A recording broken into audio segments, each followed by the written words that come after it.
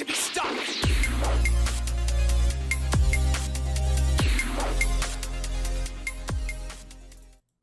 What is up, ladies and gentlemen? It is your boy JDiesel back at it again with Under the Radar episode 30. And with me, as always, my partner in crime, Grandmaster FloKey himself. How you doing today, my man? It's been 30. 30 episodes. Wow, that's a lot. Listen. I want to actually ask a question, and like maybe in like the post YouTube comments or whatever. Let us know like what episode you guys started watching us at. I really want to know like, did you guys start watching us since the beginning? Did you guys like pick it up like midway through? We've had a lot of incredible guests. But tonight's an interesting one. We were looking for guests for episode 30, and you know we usually have a lot of top players on, like a lot of upcoming players, but this is one player in particular that I looked at, and he has a big background, not only in Dragon Ball but also tournament organizing. So this will be a really interesting podcast for those who are trying to jump into tournament organizing, as well as we're kind of getting the education tonight, Jay. We're learning about esports. Hey, Esports. you know what? We got to do it. Nothing to it. And who better than our guest? FloKey, you want to introduce him? This man has probably one of the craziest teams I've ever seen in my life. This man is from HOC native. You guys can check him out over on twitch.tv/Khalil. It is Dignitas's own Khalil. How are you? What's up, everyone? You know, I'm out here chilling. You know, I'm a little bit sick. You know, it's fall and it's 90 degrees outside. But you know, it be like that sometimes. Sometimes you just got to make do with what you got. Absolutely. So for those who might not know you, because we do have a lot of Dragon Ball players that tune in, that might not know you compared to the rest of New York. Tell the people at home who you are and what you do, what you play. Yeah. So in terms of like Dragon Ball, I'm just like a tech mod kind. I post a lot of videos on Twitter about very, very specific tech. Like I usually don't go out of my way to like find stuff teams that I don't play, but for the characters that I do play, I like finding like very, very niche, interesting things that can help out in the course of a match. So I've posted a lot of stuff like that on my Twitter since this game has come out.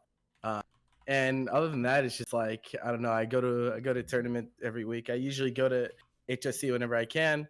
I try to attend the majors around the New Jersey, New York area whenever I can as well. But since I work, like sometimes it's not necessarily possible. And as we've learned, sometimes even whenever I can go, the tournaments are fucking garbage. So it's like sometimes it's sometimes just not worth it. Did you have any tournament in mind when you were saying that for a second? Oh my god!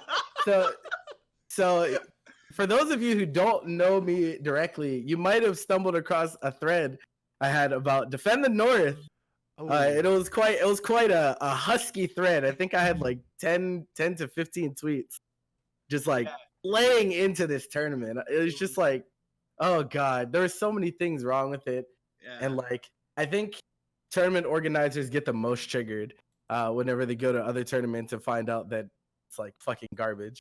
So I was just like, this is terrible. Like why would they? Oh god, it's like you cook at home. Like I've been watching Food Wars, like ironically. So it's like you're going into someone else's restaurant that cooks the same kind of style food, and you think it's absolutely garbage. Yeah, it's like what the fuck is this? It's like, dude, someone died. Like what? What the fuck is that? Your tournament can't come back from that. I think it's like a rule, right? Insane. Like yes, if that ever happened at one of my tournaments, I'm done TOing. I'm just done. That's game over. Yeah, that's just oh my god. But yeah, it was not a good time. Yeah, but speaking of, before we go back into the TOR thing, you do have an interesting team that you've composed that you drop tech for every so often. Tell the people at home who you play.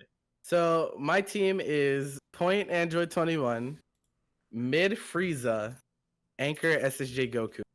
And some of you might be thinking, why the fuck would you play that team? It sounds like a lot of hard work for nothing. The reason is that, so whenever this game first came out, my original team was actually supposed to be Kid Buu, Frieza, Beerus, because those were the three characters that just interested me right prior to the game releasing. And then after messing around with Kid Buu on release for a little bit, even though he was busted as shit, oh my god. Oh god. Release Kid Buu was like, oh my god, he was so absurd. Corner stealing mix.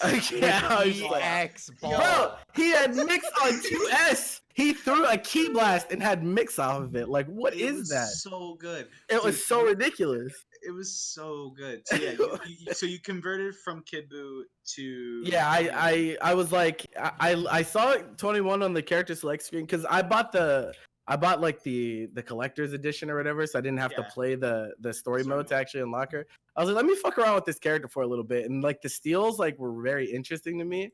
Yeah. So I was like, you know what, fuck it, I'll try 21. And then like eventually somewhere along the way, I was like, wow, Beerus is really not good. So I dropped him for Goku Black because at the time Goku Black was like a really good character in the eyes of people. People were like, oh my god, Goku Black is so fucking sick.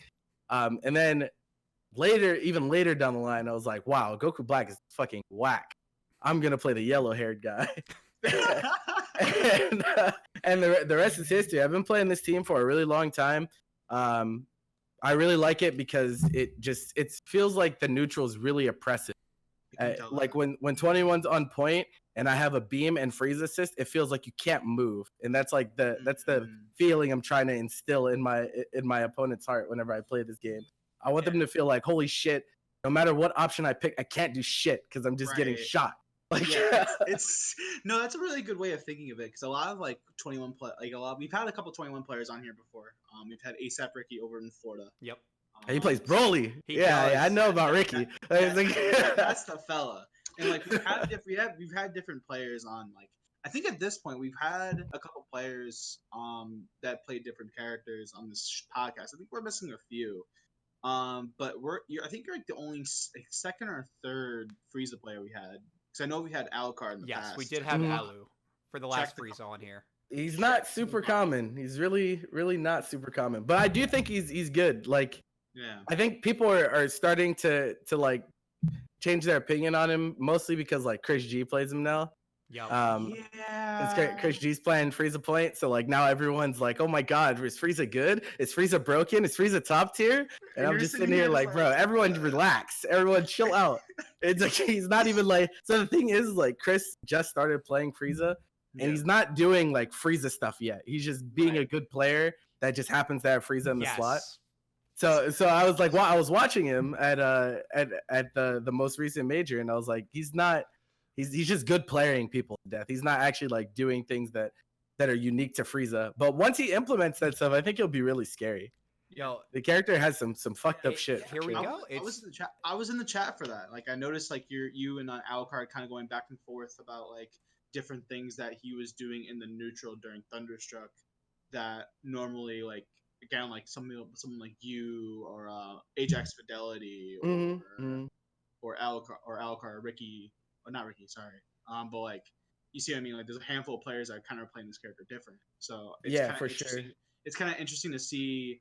It's kind of like everyone gathers around the table to watch the new kid, kind of on the block, just like trying to like hang with you guys. It's like, so now you want to come hang out with us? Yeah, it's kind of like that. When you play a character that's not that common, it kind of like you have that little sensor in your head, and like whenever you see it, when you see someone playing that character on stream, you're like, all right, I'm about to judge the fuck out of them. That's right. It's like, yeah, because characters like Bardock or Super Saiyan Goku are a dime a dozen, right? Like where like there's going to be optimization differences, but for the most part, whereas when especially with mid tiers in this game, there's vast differences in the way the characters get played. Absolutely, right? like the expression is off the charts.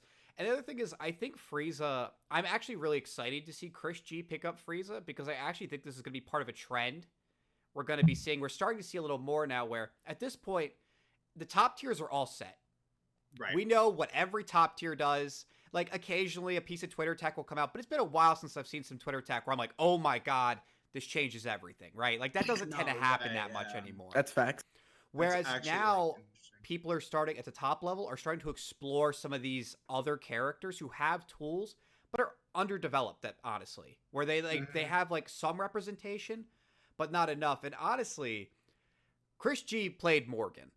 And I'm not going to say, that Frieza is Morgan, because that's not a fair comparison. But if there is one person Oh who boy. could play Frieza's zoning game to the highest level, it's got to be Chris G, baby. He'll Yeah, lane that- people out. Oh He has my no That guy's problem zoned with people it. for What's that? years. No. Zoned people for years, Yo, man. wait. Is the shooting is the shot Soulfist now? Like Soulfist. Oh my god. If 5S had beam projectile, like if it had Oh my beam God. durability, oh my lord. Like I- Broly's ridiculous enough, right? Like Yes. Broly's 5S is like it's So not a bad. normal key blast projectile durability. It's like 1.5. It beats every other key blast in the game. Yeah. If you gave it beam durability, this game would be unplayable. Like you would just Yeah. not be able to play the game. Like I just can't wait for somebody to make a GIF of just Soulfist coming out of Frieza's hand. oh my god, just giant ass soulfish. Like Yeah. this is the patch that I want. If they ever release like a hyper Dragon Ball Fighters where everything's just like busted as shit. Like Omega It's Edition. like, for just, yeah, Dragon Ball, yeah, exactly. It's just like, okay, well, Frieza just shoots fucking beams out of his finger instead. Like it's No, but yeah, that would be that's like- rad funny.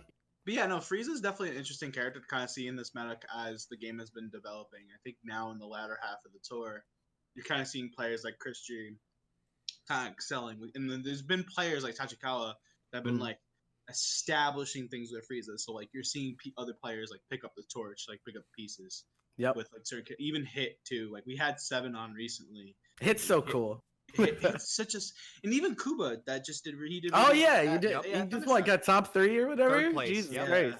I What a lost god. lot of- I lost The a lot god of Wumpa Kuba. that day, but that's another story. For Oh my god.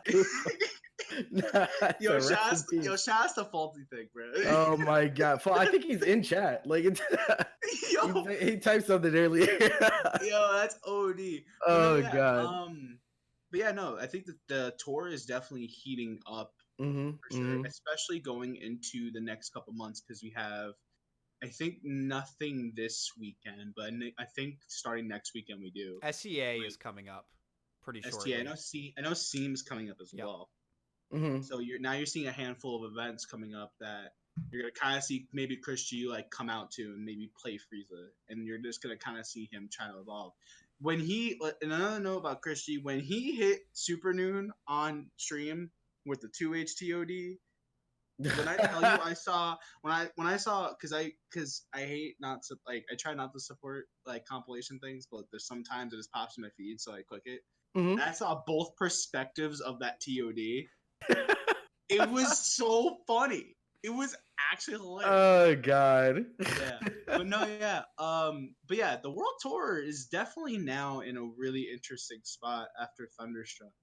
Yeah. Because you're Standings are kind of up in the air. like yes. except like we were talking about that last week on the podcast. And compared to last year, I love this system. I think I really hoped they went with this system. I think it's a smart decision. Kind of on the TO side of things, so we started slowly get into that.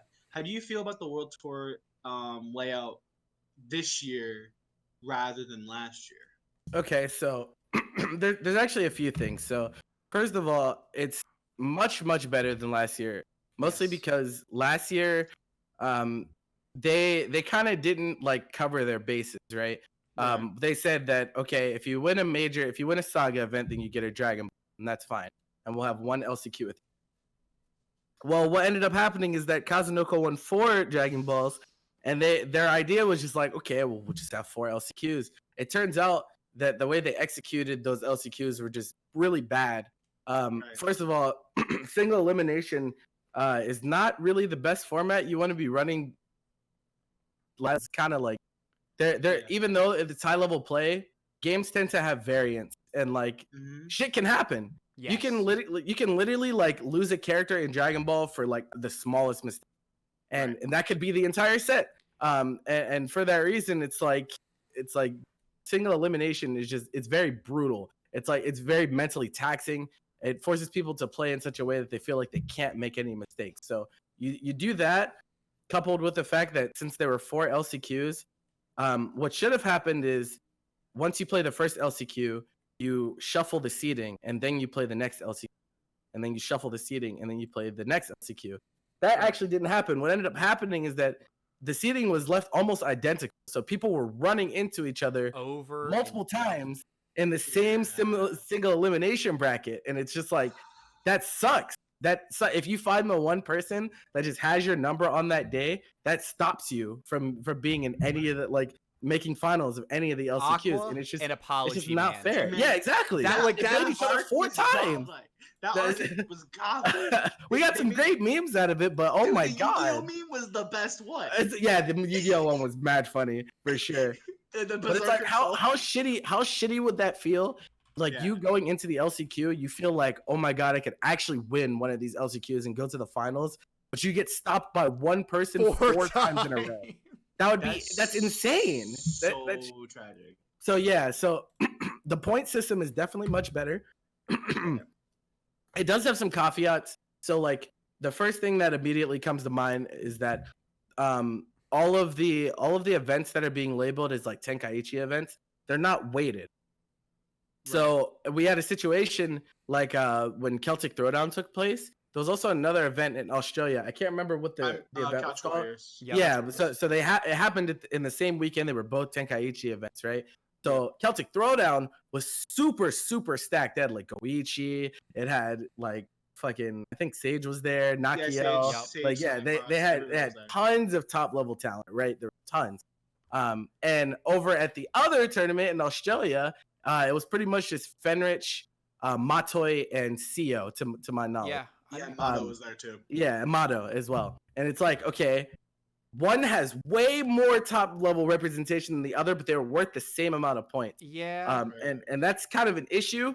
It wouldn't be an issue if they just didn't schedule them on the same weekend. I think there's a fundamental issue with you scheduling multiple Tenkaichi events on the same weekend, because that just causes that naturally to happen, right? Like one is always going to be more stacked than the other.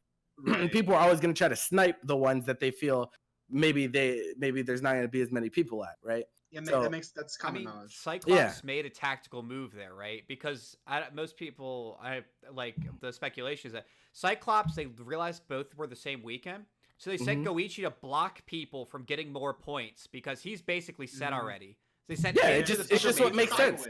And they Goichi already qualified, right? And then you have to keep that in mind. Fenrich to Australia, where there's no competition, and that way Goichi and Fenrich don't block each other from getting more points. And it's like, that aspect is fine, but that probably shouldn't exist, right? That creates perverse incentives for tournaments outside of go to this tournament and win. It's like, well, actually, you guys, we don't want to put you in the same spot because we're actually getting less points as a team overall, sort of. Yep. If we stack you at the same event, it doesn't make any sense for us.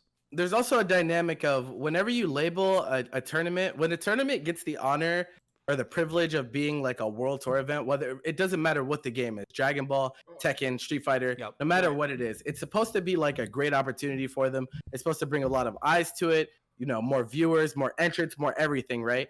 And that it feels like you're working against yourself in that regard. Like it's counterproductive for you to do that to 2 tournaments on the same weekend, because then everyone's suffering. Then no one's really getting the full benefit. So I do think that moving forward, if season 3 is real, or Dragon Ball Rev 2, whatever they call it, if they decide to do a 3rd season of the World Tour, I think they should adopt a format closer to Tekken's World Tour, where they have multiple tiers of events, and they also let like local level events like opt in, so more people can get involved, because at the end of the day, it's like World Tours like this directly benefit people that are already sponsored, right? Like the people that have money and sponsors to be able to fly to all these events all over the world, because the World Tour is that, right? It's a World Tour. It's everywhere. It's like Puerto Rico, Japan, Spain. Like the average Dragon Ball player does not have the overhead to be able to go to these.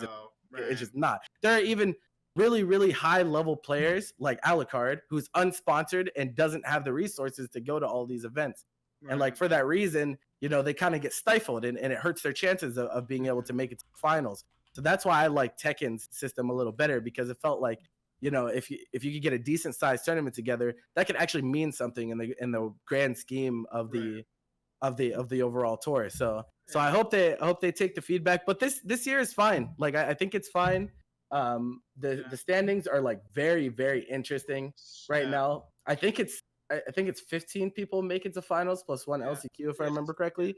Yeah. And like if you go to the standings right now, it's like okay, It's we have so our cl- our it's so 15, close. 16 is Apology Man, and 17 is Kuba. It's like there's so many great players around this area, like Bomba Bond, Super Noon, Kai Mart. Yup. Like They're all it's so behind. up in the air as who's gonna make it, and they're all apart from each other by like 5 points, 10 It's points. It's like it's gonna one top eight. it's gonna be like a spectacle. Actually, I did pull up the schedule for the rest of the tour. Mhm. We actually have Rev Major this weekend over in Oh, boy. Manila. in Yeah, the we got Philippines. Bombabon, Tachikawa is going to be there, Fenrich is going to be there. So Ooh. like, but what I did notice was a distinct lack of any European or America or Amer- Americas. Yeah, because it's in Asia, right? Yeah. Yeah. Yeah, it's Philippines. Yeah, Yeah, yeah. I think the thing is with that, and like I did talk about this before. I think the amount of spread, because it is a world tour, I can mention, but the spread of all the events, like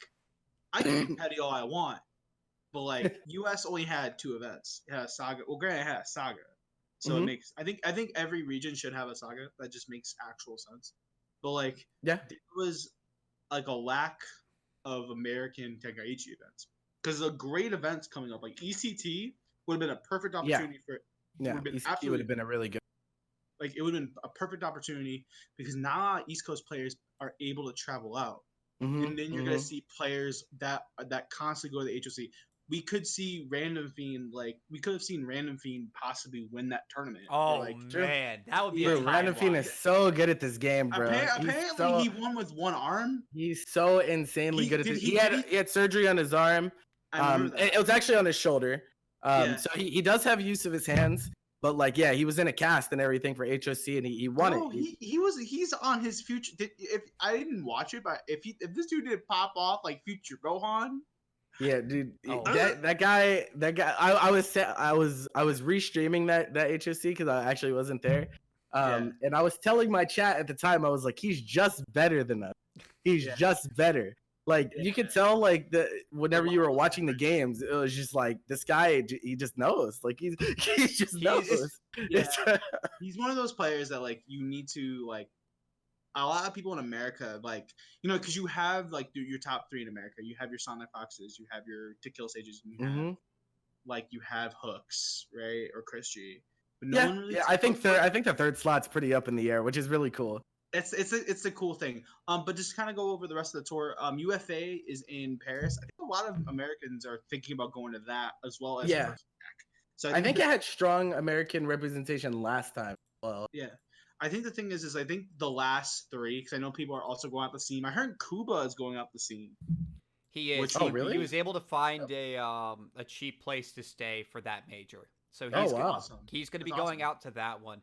And actually, Kuba's like the exact type of person that you were talking about, where it's like those are the type of players who don't have the infinite backing, right? Like they Yeah, can't exactly. they can't get flown out, and it's a heartbreaker, right? Because you're sitting there at like 17th place, Mhm. and you're like, Mhm. I have to It's make like, it work. I have to right? get points. Yeah, I have to get like points. what like there's some people that haven't even competed since Evo and they're still in the running. Yo, Yep, you gotta feel exactly. good That's the if you did the craziest first thing. event and you only do that event and you just make it. And you're like, yeah, that's pretty good. That's Just make the world tour. Might like, as you well. I think the thing is, I know a lot of the Japanese players like Hero and B Mhm, and those kind mhm. of players are probably competing at the Saga event in Japan. Yes. Yep. And Yep. then Spain. I feel like Spain is gonna be the Saga event to watch though. 'Cause Spain's gonna be really cool because Europe is usually the least represented so good. region out of the 3 like major regions of Dragon Ball. But there's so many great players from Europe, and Dude. and like a lot of these guys we don't get to see like at these big events as much. So it's gonna be really fucking cool to see them to go ham at Red Bull That's Spain. that's gonna be November's gonna be insane. Yes, like like the thing is like if listen if you want to restream any like events at this point and like goon out with your and goon out or like have like a pizza at your place or like have a bunch of brews ready like this like upcoming rest of the season, especially with this next character dropping. Oh, Oh my you see that god. segue? That shit was Oh Oh my Actually, my god. can god. we talk about side note? I spelled segue 7 times wrong in this man's chat. And I had to hold my Bro, head. that shit was so funny. Oh my god. We roasted this guy. It was I was like, fuck, dude. Like, how did I fuck up that bad? But we get Gogeta in 3 days? 2 days? I mean, if you use some crafty means, you could have him tomorrow. That's all I'm saying. Look, I'm saying yeah, it's because- always Australia tomorrow. I'm just saying. I'm just. For those who haven't, I know you've watched the footage, Clue. Have you watched the footage, JDiesel, that they just dropped the actual trailer? I got to watch the footage right before this, but I've seen clips from the trailer that dropped today on Twitter already. So Yeah. feel free. I stopped, like, so I was at work. Work has been great. I was on break. Someone posted about it in my Discord. I was like, what? Scrolled up, literally almost cried in the break room because this character is everything I've wanted. So In a I character. imagine you're playing him, right? Yeah, free. Free? Free. He's like, it's excited. Free. It's art. It's art. The way so because I've been like dabbling a lot because I've been a big body player for a long time, and to kind of have we can go into it, kind of like having that kind of a character that has a lot of tools, also has a DP, Yep. can slide, do sliding knockdown. Plus, he has the coolest supers in the entire. Yeah, bro. Like, That's the free. thing that sticks out to me, like about Gogeta is like they put a lot of work into like this character's animations and his supers. Yes. Like his level 3, his level 5, his Stardust Fall level 1 that we just saw recently. It's like holy shit! Like So everything about good. this character is over the top. It's like insane. There's just so Yeah. many things. Like It's there's like you don't like for me, right? Like you can't like I looked at like the Stardust Fall today, right? And I noticed that like just the little thing is like, oh, you don't get like a really like good mix up of it because he's on the screen. But just that sheer moment of I can DHC still off of this and still do things and like, but the character's really strong, based off rip. You know, he has a 2L. He does have a The, 2L. the only fusion Does have a 2L. the fusion trend has continued. The only fusion character does not have a 2L. It's Vegito. I'm cool with it. Totally cool with it. Vegito's 2L is broken though. It's still good. It's still good. It's still good. I'm not saying At it's first, bad. people, yeah, I know, but like people were memeing at first, right? Like they were like, "Oh my god, Vegito doesn't have a 2L. That character sucks." But like Vegito's 2L is like actually insane if you think about it. That shit, it low crushes, it blows up Yup. grabs. It's So like nice. it's so It's so insane. It's Dude, yeah, the character, one thing I also noticed, a lot of people were worried that it is a triple overhead for his medium. I think it is confirmed now that it's a triple overhead. Similar that's to that's Goku. kind of weird, I right? thought it's coded not to do that anymore. I thought I that was a think- I change don't they know. actually It made would to be system really- mechanics. It would be really weird for them to leave it as a triple overhead just because they Right. explicitly took it away from Gotenks, right? But we have GT Goku who has a bunch of things that they explicitly took away from a lot of characters. Level So- 3 mix, double supers. Like he has that stuff that it took away from other characters. So at this point, I'm not putting it past them. Yeah. So- Yeah, dude. Also, the one thing I just found really quirky in terms of like art design is like when you do like a normal combo with Gogeta, Mhm. the way medium hits is so it's cool, but it looks weird how he hits them. Because, Which like, button? Jumping medium punch. Oh, Jumping okay. medium- That's the multi kicks, right? The multi kicks. I'm like, Oh, yeah, "Bruh, yeah. this looks like it shouldn't hit, but it's hitting anywhere. And I'm like, but one thing that I did notice is that Mhm. one, he has a 2H that's similar to Yamcha Mhm. that does a dive kick, but it actually knocks down. Another thing is that he has air 5H that doesn't knock down automatically. So Mhm. I think the one thing a lot of players are not, well, at least for me, right? I'm looking at this character and I'm like, they literally gave me Piccolo and Gohan in the same character. It makes no sense. Yeah, he has a DP and everything, right? He looks very, very good. I'm very excited for this character. Yeah. I think this character is also going to actually impact the meta. He will. Now how good he's actually going to end up being, I think he's going to be right above Broly. I don't think he's going to be like top 5, like completely redefine the game. I don't think that. Yeah. Some people are see. It's funny because we were talking about oh man, you know, Chris G picks up Frieza's. Everyone goes, oh, Frieza's good now. Right. DBFZ Twitter has been like going like this for a while, where we saw Janimba on day -5 and we're like, oh, character's whack, absolutely terrible, Krillin tier, right? I saw some pretty terrible takes, honestly. Yeah, it was because of Hook, right? Yeah, it was because of Hook. And with Gogeta, people are saying, "Oh my God, broken, meta defining, gonna need a nerf day 1." This man gonna. I think this character is going to be good. I think this character is going to be above average. This character is not going to break the game.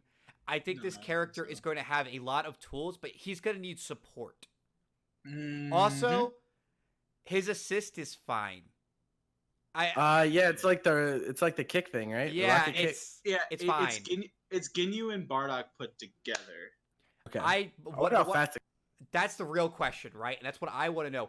What is the frames on his assist? Because if it's less than Bardock and less than Ginyu for the stun, it's actually so stupid. It's terrible. It's actually terrible at that point. Like you would have to play him point.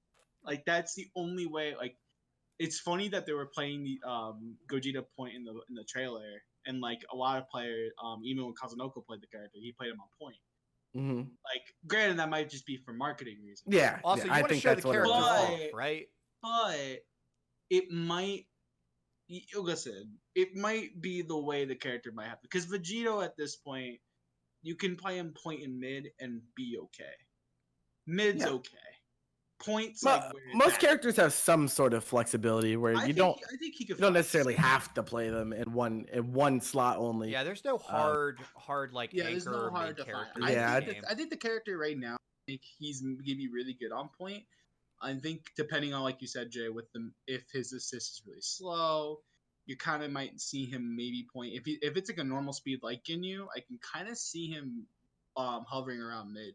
I don't see him going anchor really, like, just because of the sheer fact of, I think like you said again, like he needs support because the way like Beam works in certain areas, and like his buttons seem really strong too. Like his jumping light. I was talking to somebody today, and that's like and if you guys haven't had a second, go watch Childish Vegito's breakdown on this. Oh yeah. Jeremy's really fire. good at breakdown. Jeremy's really smart. He's a smart cat. We actually had him right before CEO. Yes. Oh really? Cool. Like if you go back, Khalil, and watch might be Childish Gogeta very soon. I don't know, bro. He's got to change his name now. No, he said he was gonna be Childish Vegito, and then in parentheses he's gonna put alt. That's OD. No, but yeah, if you like say if like someone hasn't watched the VOD, there's been countless amount of guests that we had that have had different takes on each character that we gotten so far this season. We actually started this podcast. A little quick history. We're in the 30th episode. We could talk a little history. We started this podcast right as season 2 dropped, when Jiren and Videl first got released. Yep. We're almost at the end of the season. That's crazy. Much has happened, bro. So wait. Do we do Under the Radar season 2? I'm gonna be lit with it. Oh maybe. Yeah, that might be the way. We might have to talk to the writers. We might have to tell them, hey, we need some more funding. Well, actually, I got a question to both of you. Do you think we're gonna get a season 3? Yeah. Do I think there'll be a season 3? Do you think we're gonna get a supported season 3? I think yes, but like it might not be a season 3. So okay. They might do the Arxis thing where they get a new version of the game. Yeah, they might do it that way. Because that's just kind of what they do. They just release new games entirely. If they updated which I'm fine with, it doesn't matter. With that, I'd be pretty happy. Yeah, I'd be down. Currently, BB Tag, what they're doing right now with BB Tag, they're dropping BB Tag 2.0, which exactly. It's like as long as they care about the game and are supporting it through the existence of the World Tour and actually updating the game. Can you please not do this? I mean, so that's the thing, right? When they said, okay, there's only gonna be one patch for the year, right? Everyone rejoiced. They're like, okay, sick. I don't have to worry about my character getting nuked in the middle of the season and having to relearn things. that's fine. But if you do that, don't release characters like GT Goku in the middle of that, because if they put us in a situation where we're like, okay, sick, there's no more patches, we're all good, everyone's practicing, they're getting all their shit down, everyone feels really prepared, then GT Goku drops, and it's like this character is meta defining now. Right. People feel like you can't not play this character. Yeah. Like you can't get around it. Everyone knows this character is incredibly strong. Yep. And the fact that there's no more patches for the rest of the year has everyone kind of like despairing in a way. They're like, oh shit, I have to deal with getting thank you people of the universe for the rest of the year. Like I don't get anything. It's like I have to put my hands up for the. And I think kind of going back to Gogeta, right? Like we were talking off air. Like JDiesel basically said this character has a lot of tools, right? Mm-hmm. You kind of are almost in a situation now where if your favorite character, if listen, at this point, Dragon Ball Super Broly needs to be good, because if GT Goku and Gogeta keep treasuring, I'm not saying Janemba's bad. I think Janemba's fine. I think Janemba's fine. Yeah, I think he's a solid character. I think he's fine. I think the thing is that you're looking at the rest of the cast and you see GT Goku and you're just like, I saw a meme today from somebody and it said, oh god, who is it? Acoustics posted, retweeted. Oh, Acoustics, my boy. Yeah. He literally it was like someone says play GT Goku in the crowd, he turns back, and I'm like, oh my god. But no, yeah, I totally agree with you, Khalil. I think the character, GT when GT got announced, there were some people like we've had on the podcast that were genuinely excited because they were GT fans. So it was kind of like there was kind of the thing, but like we didn't know like how much stuff this character has, man. It's just a lot of stuff. It's just part of it is like, and I think this is actually a question that I think needs to be posed for fighting games in general going forward. Do we want the world of constant updates where stuff like GT Goku would never be allowed to persist this long, right? Where we're patching the game every 3 months and we're going to continue adjusting, balancing, kind of the Street Fighter style, right? Right. Or do we like this sort of hands-off approach where it's like, okay, we ended up leaving you with a busted character, figure it out, right? It's like, because I've seen some people who are like, okay, well, I hate GT Goku, but I like that they're only doing one patch. I just wish if GT Goku never happened, I'd be fine with no patches. Right. Yeah, so there, I feel like there's a lot of factors to consider with this question. So the first thing is clearly, like, as we said, if you're releasing characters in the middle of your no update period, I think like you need to take a lot of time and actually know that this character is not going to over centralize your game. Yep. Because like, I mean, that's kind of what GT has done, right? Like, I don't think the game is like unhealthy in any way. Like, I think the game is doing great. But there's a lot of GT Goku, and it really, more than competitive players, it hurts spectators, right? Because the casuals who don't know the intricacies of the game, they're thinking, oh my god, I see 80,000 GT Gokus per match, I'm so sick of this, right? And the casual audience matters a lot to your viewership numbers. So that's true. So I think you really need to think about that type of thing. Another thing is, it's like, I think your philosophy on updates changes radically depending on whether your game has a formal circuit. So if your game doesn't have a circuit, if your game doesn't have a world tour, I think you can get away with updates constantly. Like, that's fine. Keep giving new content to people, keep keeping it fresh. That's fine. The moment you decide, okay, we have a circuit that we're putting, prestige, money, all this stuff on the line, you need to tone down the amount of updates you have, because these people that are playing this game for a living, they get fucked if you decide, oh, we're just going to take away Gohan's DP in the middle of the season. I poured in 300 hours of that character. Yeah, exactly. It's like that you have to find some type of middle ground. And I think the way that Dragon Ball FighterZ has done it up to this point would have been fine had they not released GT Goku the way it was at the time that he did. And then he came out in May. It's now September and he's still the same way. It's like Gogeta, if he comes out and if he were somehow as crazy as GT Goku, we still only have to deal with him until finals, which is like in January. Yep. It's like, okay, 3-4 months. That's usually about as long as it would take for like a normal update in season 1. That's like about how long it took. GT Goku, it's like, it's so long. It's like we're gasping for water, bro. Right. It's like if I get spirit bomb one more time, I'm gonna lose my mind. Like it's actually Yeah. insane. Well, Dude, yeah, I think that's. Oh, go ahead. Sorry. oh, sorry. Actually, I was gonna say you brought up a good point, which is we see so much GT Goku, right? And that's the reason most people want GT Goku gone. Mm-hmm. But I feel like if we say that, then I think we need to address the other part of this, which is GT Goku is not the most played character in the game. Of course. There's So, two. yeah. There's two titans that stand above even the tallest of them all, GT Goku. We call them the unnerfables Bardock. because they've been nerfing Bardock and Kid Buu. Oh, it's not Kid Buu. Frequency. Oh, you don't think it's Kid Buu? No. Like analytically, like just on statistics. Oh, okay. From the numbers. Yeah. Okay. Yeah. Bardock and SSJ Goku are the most prolific characters. Like now, it's not like buying away. It's like there's like a couple extra in like a top 32, top 64 compared to like your GT Goku. Don't worry, Kid Boo's like number 4. So don't he's right there too. Before we get flamed in the comments, don't worry. we know what's going on. So yeah, it's like very interesting. This is actually a very, very interesting phenomenon. So we know that Bardock, Kid Buu, SSJ Goku played a shit ton. Like we'll see a ton of them every tournament, right? But it's very interesting how people will complain about the non-anchor characters first, and we've actually seen this phenomenon all the way back to season 1 when everyone was playing Cell Vegeta. Yeah, I remember that. Most people were complaining. Well, I mean, because Vegeta's assist was fucking insane season 1. They were definitely complaining about that. But most of the time, whenever people complain, they were like, "Oh my god, everyone's playing Cell. I hear the Cell yell 80,000 times per match intro. I can't wait until this character gets nerfed."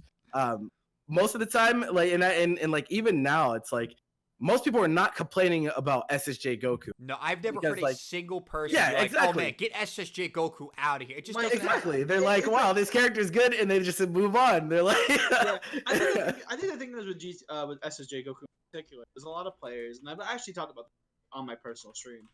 Mhm. SSJ Goku is one of those few examples where you can play this character in like I kind of deem it a freestyle type of way, where you can have different approaches to him. Do you want to go that super duper optimal route? Do you want to just do when you want to go for a sauce combo? Do you want to like what position are you on screen? Like, do you want to do a corner carry? Like, the way the character is designed is very reminiscent of like you can literally play this character every way you want to. Like, there's not a set way you should play a character. If that makes sense. Yeah. I can see that. Like, you can't like with Pickle, right? Like, you should snap loop. That makes sense. That's fact. Pickle, you should snap loop. With Gohan, you should leg loop. With Frieza, you should zone. Broly, you should zone, but also command grab people. But What a character. There's like I think SSJ Goku is one of those few, and I think Vegeta as well. I think those I feel like they designed them perfect, and ironically, right? I feel like they designed them perfectly where like you can have two different types of styles with those characters. Yep. And not feel like you have to pigeonhole your gameplay. Yeah. So it's actually funny when this game first came out. The devs actually like came out and said that there were a few characters that they like kind of based the entire game off of. And SSJ Goku was on that list. Vegeta was on that list. Goku Black was on that list. It seems like the strong anchor characters that we see are kind of like what they feel. They feel like these characters are what we base what's a good character and what's a bad character. Like these are the hallmark characters. But like I said, like how many people are you seeing in Twitch chat complain about SSJ Goku, Yamcha, Goku Black, Vegeta? None. You will never see that. But you will see, oh my god, I hate Bardock. Oh my god, I hate Kid Buu. Oh my god, I hate Goku. Yeah, you'll see. Well, yeah, that's because Vegeta wrecks people online. That's why you'll see that in Twitch chat because Vegeta is a scrub killer. I want to apologize for what happened during Fight for the Six this past week. I just want to slide that. Just want to slide that in. I want to apologize for that. I want to apologize. Oh my god, man. But like, it's crazy because season 1, like, oh my god, if we would have had the knowledge that we have now back in season 1, like Gotenks, like release Gotenks was like insane, and we didn't even know it because we were too busy dealing with Android 16, with adult Gohan, infinite block strings, hard knockdown for 1 bar. Like Like there I was some remember that. stuff that we put up with back in the day, and like they have been nerfing Bardock and Kid Buu ever since they've been out. Like Kid Buu has received nerfs every single patch. Bardock has received nerfs every single patch. Still top tier. These Dude. characters are they're just designed that well. That's what it comes down to. 'Cause that's These the thing. characters' kits are so strong that you would have to neuter the character to make them bad. Bardock Like, doesn't do anything broken. And like No, I he know, doesn't. and it makes, and some people get mad at that statement. They're like, "Oh, but Bardock's top tier." I'm like, being top tier and being broken are not the same thing. They're There's different that's things. facts. right? Like they're Facts. similar. So most characters who are broken are top tier because they Yeah. do something that's just inherently unfair. Bardock does nothing inherently unfair. The most unfair thing he does is Lariat plus like Yamcha. That's like the most unfair thing he does. I actually think so. I've been preaching this to my chat, and they hate me whenever I say it. But I think Bardock is the most honest top tier. He is. No, he just I I honestly said think that. I think almost he's the had to turn most the honest top tier. I almost had to turn the stream off. FloKey, I almost had to. FloKey. Name one thing that Bardock does that is more dishonest than GT Goku. Name one thing. Do it right now. Because you've said this several times, and I've never called you on it. Tell me, Flo. Please. EX Larian to vanish. That shit shouldn't jail. It shouldn't jail. Okay, EX Rasengan Yeah, also yeah, plus assists also right, shouldn't. right. Like Yeah, so that's the It's thing, right? It's a It's weird like situation, right? Bardock has stuff, but like at the end of the day, he's honestly just like he just has really fucking good buttons, and I think that's like what people get caught up in so much is that like yes, his 5LL is his fucking auto insane. combo does make people His 2M goes extremely angry. far. Like it's just like he just very It's the good. reach But of- he's it's like the buttons reach the of- character. He just It's gets the press. His stagger game's insane. He has for some reason they gave him a plus on block move. Like he just gut punches you and Yep. it chips you for 80,000 damage, and then if you get hit by it, you die. And it's like wow, it's like hey guys. And like you have players like Coach Steve that literally are trying to do dive bomb combos. He told me to. I still don't know. And there's like random things that are just being discovered with the character, and like you know, like as like time has progressed, like I do like Bardock as a character. Like he's one of my favorite characters in the show. Period. Mhm. But like, so it's kind of like really cool to kind of see the character in the game. Was I mad for a while? Yeah, but like now I'm like, like now I get it. But yeah, I think It's one of those as of things. now he's like strong, Right. but I mean he was way more broken on release, like way more Yes. broken. Can we Like wrap- when to be honest, everything was resulted in a level 3 and you had to take 50-50 on every single hit, that was insane. Now it's like way more manageable. But like, you know, Kid Buu on the other hand, not only does he have all these tools, he has 1M, 2M, 3M, he has a beam, he has a ridiculous projectile, he has crazy damage, he has good DHCs, he has all that stuff, and then he has an assist that gives 50-50 to every character in the game. It's like, wow, really? Like, what are we actually doing here? What a character. What a character. And then we have GT, who has Spirit Bomb, does the most damage in the game, double supers, an even more broken assist. I think that's the craziest thing about GT has the most Yeah. broken assists in the game. It's by the far. most ridiculous assist in the game, and it's not even close. because mid-screen fuzzy setup. yeah, it's I the don't want angle to- it covers in a game like this is crazy. You can't. Most good players in this game, they're neutral. If you watch a good player play, you'll see that they rely on float a lot. They'll rely Yep. on float. They'll float back and just wait for assist to come back. They'll wait for their opponent to kind of hang themselves. You know what GT Goku assist hits? It hits float, and it jails you to the ground. Yup. And then you have to And you get take really- anything. It's like it's so It's- ridiculous. It's like you're at that point you just don't want to take that. You know, there's been like random talks and like about like ratio tournaments. Like someone like brought that up one day, and Mhm. I was like, that's such a weird concept, but that would be really interesting to see like if we actually. And I kind of want to get into the kind of idea of like tournament organizing and kind of giving those kinds of tips. 'Cause Yep. You do have that background in like kind of the esports realm. Because you've run tournaments. I heard you're going to the Big House to help out with that. Nice. Yep. Yeah, so like you have quite a background in that. Real quick, is there any type of format of tournament that you really or type of an exhibition that you really enjoy?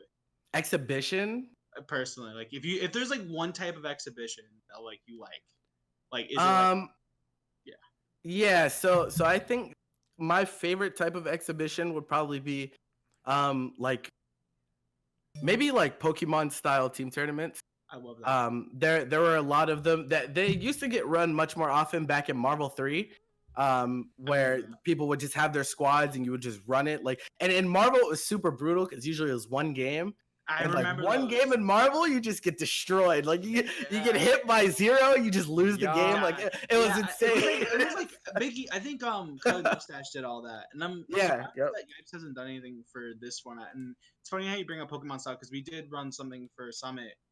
Lucky D brought up the idea of doing Pokemon style 1v1 no spark, which I think more tournaments should do. That actually it's sounds hilarious. Like it's actually mad funny. Like it's if actually you watch crazy. that VOD pack, I literally crack up at it. Oh, it's so funny.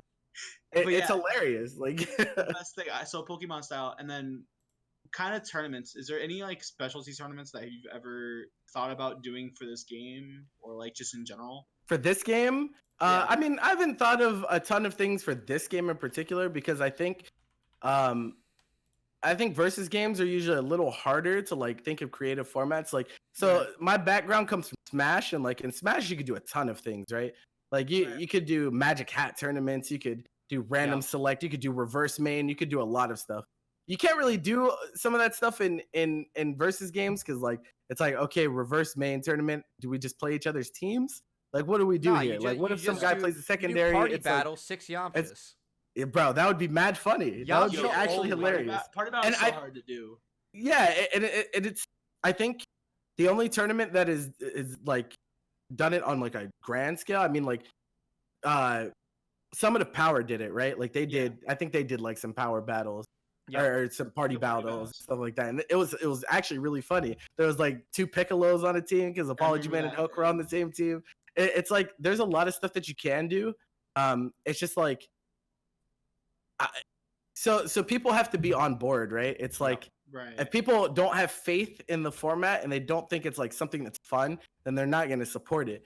And it's hard to get people to the point where they're like, yeah, this sounds like really fun. I'm going to try it. I'm going to devote time at a tournament to actually play this format. Like sign up for the exhibition kind of side. Yeah, exactly. It's like so I think what's better suited for this game is like, I mean, if we've seen this too, is like long sets, like rivalry, like people think, oh, you think you're better than me, let's play a long set. Even though it takes forever in this game, it takes a long time. It's a gratifying very story. Entertaining. Yeah, it's a gratifying story. Yeah, and like Bum has done it a few times. Like I swear I've seen Faulty Thing money match like 50,000 people at this point. But he just wants the smoke with everyone, man. Even with online tournaments, I know a lot of people have done the there's a lot of I know Final Bout, which is like a thing off of Carnivore Gaming. He did something with a couple of Axice did a couple of them before. Yep. Calimac did. So like there's a couple people that are kind of like breaking the mold with that in terms for sure. Yeah. And kind of going more into the tournament organizing thing. So how long have you been doing TOing for? So I started TOing in late 2014. So it's been coming up on 5 years here, and it was actually funny because I was never really supposed to be a TO. I was in school at this point at Penn State, and my I decided because finals were coming up, I was like, what can I do to like run like I was looking for like a stress bust. People freak out about finals at Big. So I was like, why don't we like gather somewhere and like just play some Smash? Smash 4 had just come out at that point. And I was like, why don't we just gather everyone and just, run a little tournament? Yep. And then after it was done, they were like, are you going to continue this in fall? And like, I was a sophomore at that point. And I was like, oh my God, am I really ready to commit this much time to running tournaments? I had a very long conversation with myself. And then eventually I was just like, you know what, fuck it. I'm just fucking do it. And then I spent the next like 2 to 3 years, like really building the Penn State scene into something huge. It actually is like crazy the amount of stuff we were able to accomplish there. And I also spent time traveling to a bunch of tournaments all over the United States. I've run like pretty much every major Smash tournament that happens in the United States. I've been on staff for Big House, Genesis, Get on My Level. Like there's been so many tournaments I've gotten That's to, awesome. to Do you take ever part come in. down It's a good repertoire. Xanadu's way? Yeah. So I was head TO for Pound. So Let's I ran go. Pound for Melee side. Yeah. I also ran Super Smash Con for Melee as well. So yeah, I those guys down at Xanadu, I love those guys. Gimmer, Apostle, like they're good friends of mine. It's like I've been everywhere. I've been everywhere for video games. I think it's really cool. Yeah. That's a great path though, and I love like just hearing people like you who like were like, man, I don't know if I can do this, but fuck it, I'm gonna do it, right? Like I respect the hell out of this because honestly, if more people in the FGC had that mentality of, hey, I don't know if I can do this, but fuck it, I'm going to, the FGC would be a better place. I wholeheartedly believe that. That's fact. Like I agree with that. Yeah, like there's a lot of players, like myself and like JDiesel that we mentioned. Like there's a couple people that are kind of becoming pillars of their scene and like running tournaments. I talked to you previously about Wrath of the Mix, and then you got PRZ Invitational. Which is there a date on that yet? The PRZ Invitational is currently looking like it is going to be the last weekend of October. That way, it doesn't conflict with the Xanadu Monthly Halloween or with ECT. Oops. Exactly.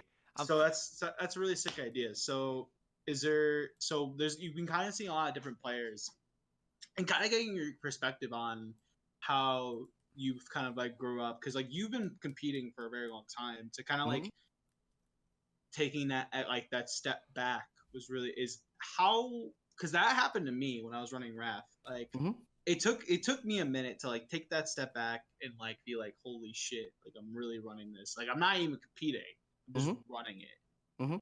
Like what it's like, how was that transition for you? Because I know you still compete from time to time, but how was that transition from becoming a competitor to a TO? It's interesting. I wholeheartedly believe that like TOing takes a certain type of person. Yes. It's definitely not for everyone. I think that if you're cut out to be a TO, you just kind of feel it. Like it kind of feels like you can bring more to the table. And for me, like whenever I was playing at these tournaments and stuff like that, there was like there's always this nagging feeling in the back of my mind. I can just do better. Like I can do better than what's being presented to me. So I'm gonna do whatever I can to make it better. And that's kind of like what I based all of my TOing philosophy. It's like, no, there's no such thing as a perfect tournament. Something can always be improved upon. You can get really, really, really good tournaments, but something can always be improved. And there's also tons of bad tournaments out there. So I want to make sure I give people as many good tournaments to go to as possible so they don't have to go to the bad one. Yeah. And that's like something that I'm like working on now. Like I sat down and I thought and I like planned out logistics and I'm like, I want to run a major in New York sometimes, something I'm working on. Ooh. New York doesn't have a lot of majors because venues are very expensive up here. Yeah. It's like, oh my God. It's a lot. But I've looked around to the majors that have been around, and I'm not pleased. I was not pleased with Defend the North. What? So I'm like, I'm just gonna make it so no one has to go to Defend the North. They could go to this tournament instead and have a good time. That's how I feel. Exactly. How do you because there is upcoming tournaments that we haven't had before. Battle for the East is definitely kind of like rearing its head very soon. I know the Kick Punch Block guys are putting in a lot of work for that. Yep. Because that's a brand new like major, and that's there's a lot of high expectations for that, and we've seen a lot of events like that kind of crumble. Yeah. Things like VXG. I don't know if you remember. I'm gonna be. Oh, I know all too well about VXG. We're going to the beach.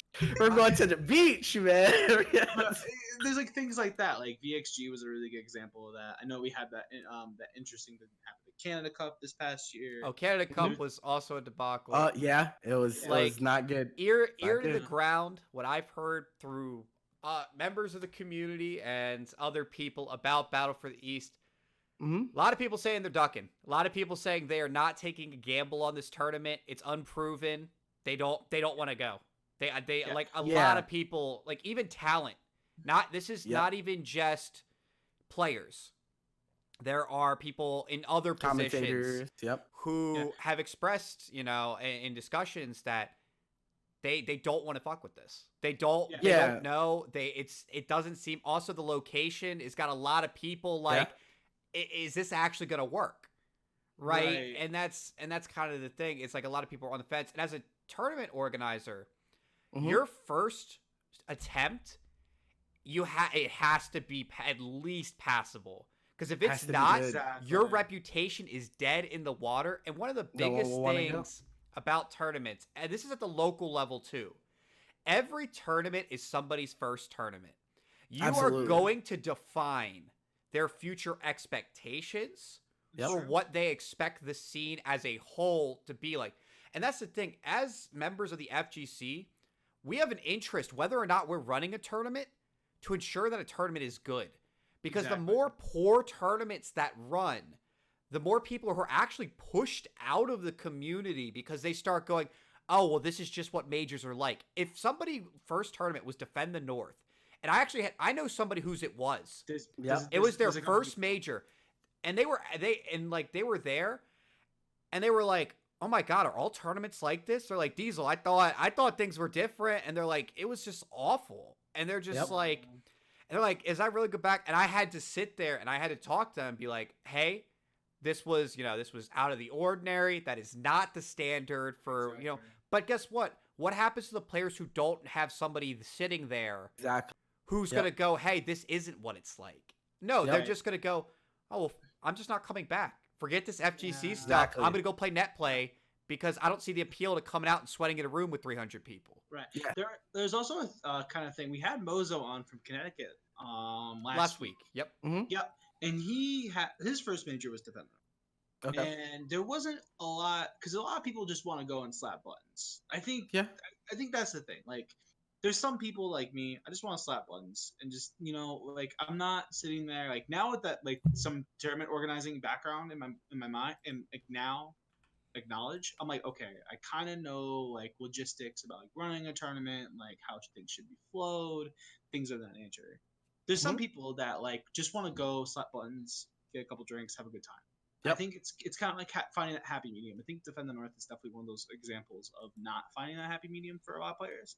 And I mean, for some people, they weren't miserable, but other people, a majority of the people were.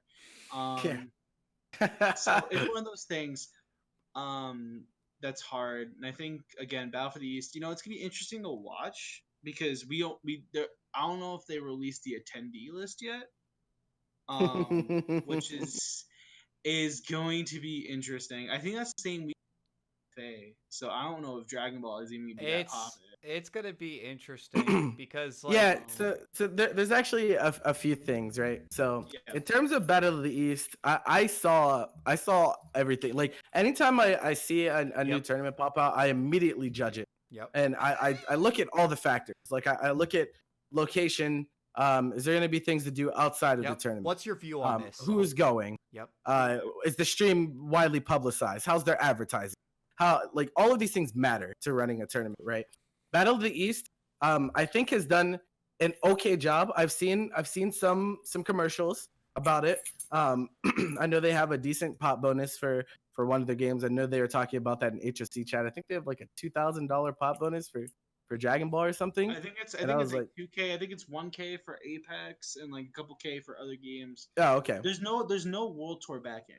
Yeah. So I think maybe Tekken, if that. Maybe, yeah, because I mean, almost everything can be a World Tour event for Tekken. Yep.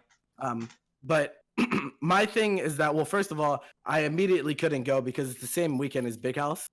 So I couldn't go and experience it myself. But it's in Atlantic City. And running tournaments in Atlantic City is really hard. I know because I helped run Royal Flush. That was also in Atlantic City back in 2017. This is a Smash only event. Yep. Had Melee and it had Smash 4 at the time.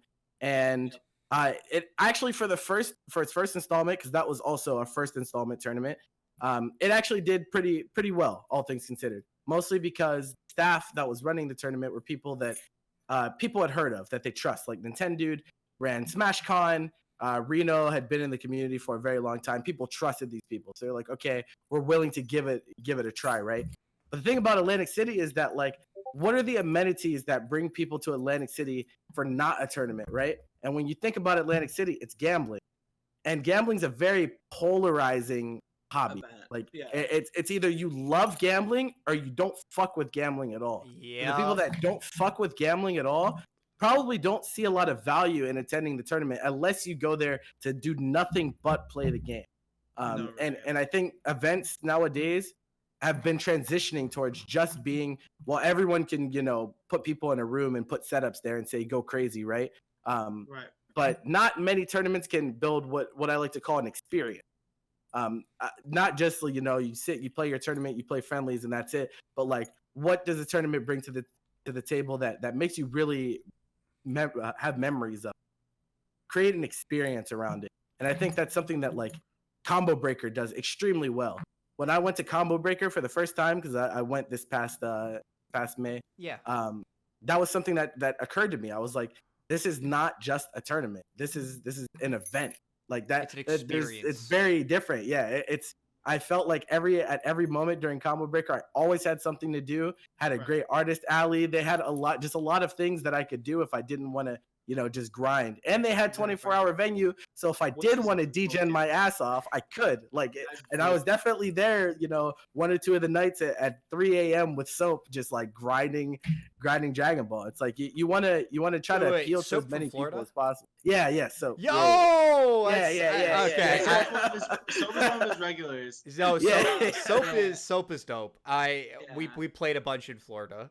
Soap is fucking sick, man. And it's like, Yeah. those are the things. It's like you have to appeal to so many different experience levels whenever you make a tournament, because as you said, it's always someone's first tournament, right? Yep. There's always someone's first tournament.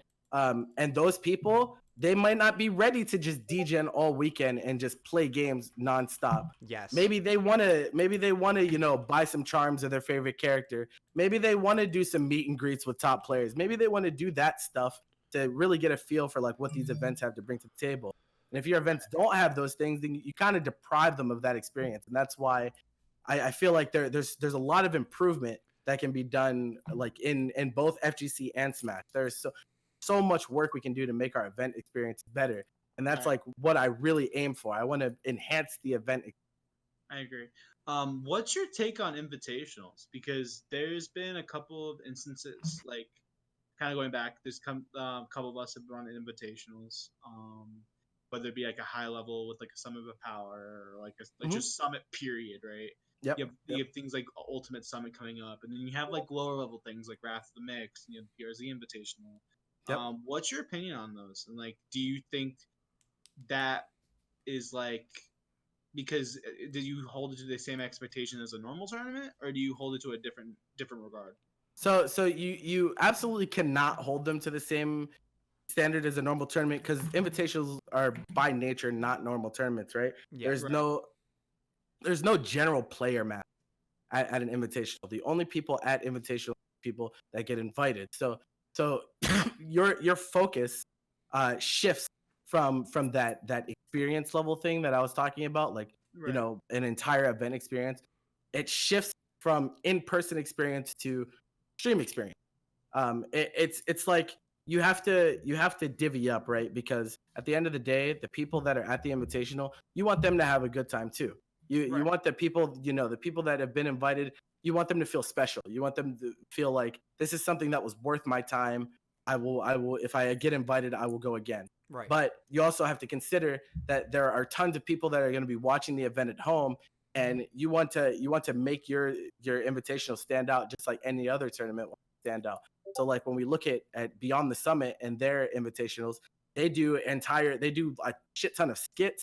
They have like novelty events. They have a voting process to get people involved. There's like so many things. It's an experience. Right. They have merch. They have it's just an experience. It's immersive. From home instead of at the actual event. And on top of that, they also treat all of the players that go there like kings. There's always food. There's always there's everything they need. It's like invitationals have a very, very, very good place. I know a lot of people in the FGC kind of look down on invitationals because they feel like everyone should get a fair chance. but I do think that invitationals are very valuable, especially when it comes to, and this is something that people don't really think about, when you're looking to make the FGC more appealing to outside sponsors like corporations. That's Um, big. looking to invitationals is usually a very good way to market your community because they get to focus on those things, like production value. They get to pull the communities together and do voting processes, compendiums. They do all of those things like at a very high level. Right. And those types of events, like really, like I could show someone Summit of Power and they're like, holy shit, this is fucking amazing, right? Like there's so many Right. things that happened there. You gathered all these great players and you know, you had these funny ass skits, all that stuff. I think they're very, very, very good. I think you can't oversaturate with invitationals. Spare. I do believe that invitationals should be periodic. Like I don't think you should have invitationals every single month, you know, every single week or whatever. But I do think they have a place. I think they have a very, very good place. And you know, the TOs out there doing invitationals like yourself, you should definitely keep doing them. They're definitely benefit. We might be having something in the works. Can't say what. But, you know. So, But no, yeah, I agree with that. I think that's kind of a thought. Like not a lot of players, when I did, like, people don't think that like invitationals, like there's a lot of things because I've had talks with players and like I've had talks with Jay. Yep. I think because JDiesel actually was on my analysis team for Summit. Okay. And it was really interesting to kind of like do that side of things for them. And Jay, what's your opinion on invitationals after hearing all? So what's your take my on it? personal opinion on invitationals is I think they serve a different purpose than regular tournaments. I agree. In that the point of a regular tournament is to establish things like from a I guess from our production side, is to establish storylines, is to establish like this player's making the run, they were sent to losers, they've clashed so many times, like that's what a tournament is for, from like I guess like the production side of things. Obviously you're gonna have like, you know, promote things and do stuff like that, but like that's kind of the narrative in a narrative sense. That's what the point of a regular tournament is. An invitational is a chance to build player branding or to highlight player branding. It's different. It's weird in that a tournament is to show off your skills. An invitational, on the other hand, is a chance to show off who you are as a person. And I think this is one of the things that people miss with invitationals, where some of them, it's sick to, you know, invite a bunch of top players and run sets. But let me hear the players talk. Because it's a completely different environment. Like it's so different. Exactly. And those are the type of things you want to highlight, where I want to get a feel for like, what is Sonic like? And he's chilling, right? He's got some drinks. He's talking to Kill Sage, like kind of like when you watch the apartment streams. Yep. You kind of want that vibe, just with more production value, right? Exactly. Like that's my personal vision for what I think an invitational is supposed to be, especially in your case or in my case where we're doing a regional invitational. Yep. That's even more important because the players that you are going to have are not going to bring their own brands with them. You have to establish them. You're going to be helping them establish their brands, to enhance their brands, and to allow them to put their face on a larger stage. And that's what you got to be cognizant of. If you're inviting the best players in the world, they need no introduction. You put them in front of a camera, you make sure they're happy, and it's going to rock, and it's going to be great. If you are having people who I just might not know who you are, give me a chance to learn who they are. Let me become invested in these faces, in these people, because that is what is going to make me as a viewer relate to your event. Because now I'm going, oh, that's not just random OD adult Gohan player. That is Big Bag Mill, the king of the DMV, the once and future king. That is what you want from your regional invitationals. You want to create the storylines. By the end of an invitational for a region, I believe that as a viewer, your goal from as the content creator is to make sure that they can pull away at least one thing about every player at your event. Exactly. I agree That's with that. my vision personally for what I think regional invitationals are supposed to be. I mean, just for invitationals in general, when we were talking about player branding, player branding is like literally the most important thing in esports. Yep. Period. It's the one most important thing because at the end of the day, your placements only go so far. And I Yes. think this is something that a lot of people don't understand is that you could be incredibly good at the game, right? You could make a bunch of top 8s and whatnot. But if you're not marketable to anyone, then no org's going to pick you up. And that's just fact. At the end of the day, what makes an org pick you up is that they see value. It's you as a player from a marketing perspective. Yes. Will your brand bring eyes to our org? Is there mutual benefit to here? So for example, I'm sure all of you know about a certain streamer that goes by Hook Gang God. Yep. He blew up mostly because of Summit. A combination of Summit and his local. NLBC, Yipes commentary, Yipes Matrix commentary, really gassing this guy. Like they were really hyping him up. They're like, this guy's really fucking good. We know that he's gonna make some waves at these big tournaments. And then this kid from Tri-State, he goes to Summit and he wins. It's like that does so much for his personal brand. And now he is by far the biggest Dragon Ball and it's not even close. It's like not even remotely. It's like the way like Hook's rise was one of like the most, in my opinion, one of the most prolific ones. Like I remember at Winter Brawl, I think it was one of his very first offline tournaments. Mm-hmm. And like I heard Hook Gang God, I was like, who the fuck is that? I was legit like, who the fuck is that dude? Who the fuck names himself Hook Gang God? But I'm like, now I have to. I talk to Hook when I go to events. We talk to Piccolo a lot. And, it's kind of cool to meet the guy. And like you kind of like you mentioned before, like the dude's playing like Sonic 06 and like having like getting mad just as much viewership playing random ass horrible games as he does playing Dragon Ball now. And he's like he's built a brand. Yeah, I think that's huge. And I think a lot of streamers like yourself, myself, and like a bunch of people, like it's like there's a lot of people that like have been putting in the work and like just, you've been lucky enough to been picked up by Dignitas, which that has been a long term thing so far. How long have you been on Dignitas for? I've been so just to clear things up, I'm not a player for Dignitas. I work for Dignitas. I've been working for them since June. Middle of June is whenever I used to live in Pennsylvania. June 15th, I packed up everything and moved to New Jersey. Yep. Wow, that's actually really cool. And you've been doing. You made it though. Like you're actually one of the people who made it. It took a lot of work, man. I can't stress that enough to those of you out there that want to make it in esports.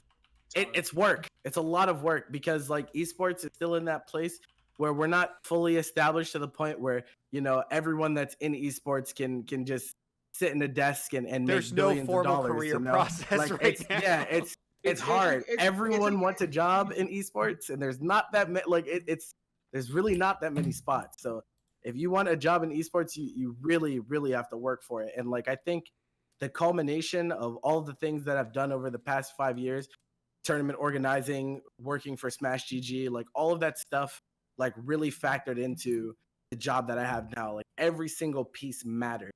Every single. And that's why I cherish my experiences in the FGC and Smash so much, because I feel like these events have really given me like life skills. Like these are things that I can apply to my everyday life. And I was lucky enough to find a team that I could work with, and now I'm here. Yeah. And it's great. Crazy. I love it. And now you're under the radar. Oh God. Oh God. As opposed to out here, I'm now under the radar. I'm kidding. I'm out here. But yeah. It's really interesting to get your take because you've kind of been on the rise with like Frieza and like that's because I met you through Dragon Ball. Mm-hmm. So I was like, okay. So I've heard this guy. I've heard this dude's commentary before. We ran that play a couple times or whatever. Mm-hmm. I was like, okay, who is this dude? And then I saw you stream one time. I was like, oh, it's this guy. And then like we just gooned out for a bit. I think I met you at final round. I don't remember. No, I've not been to a final round. Okay, the reason I haven't been to a final round, you know why I haven't been to a final round? Oh, hit me with because I've heard some bad things about final round, bro. It's a hit or miss. I think it's a hit or miss. So I think your perspective on tournament organizing and kind of like establishing your player brand is like big factor in a lot of players, like not like myself, right? Like I know I'm not putting up results, but if I can make my stream kind of or like my brand something that like a team could look at and be like, hey, we wanna sponsor Johnny Bag of Donuts Yep. for like mashing 5L, like whatever, things like that. I think a lot of players are looking towards that. Like Seven was streaming today. I think Oh yeah, I know. Seven. Yo, he's the still kid, the streaming now. defender of the DMV. Oh Sorry, my that's my God. boy right Bro, there. That's oh my my boy. God. When New Jersey goes down there, I just hope they're ready, man. Yo, Bruh, yo, yo. okay, The Wampus okay. are- So the I Wampus do are gonna have fly, to, bro. I do have to say this, just for the record. Uh-huh. New Jersey 100% thought they were going to win the monthly free. They had no idea 7 was in our neck of the woods. Last that's monthly, they 100% thought it was free. I will say, if you go back and see it, Jace literally gets on the mic halfway through the event. He does. It's because I'm the other commentator, and we invite him up, right?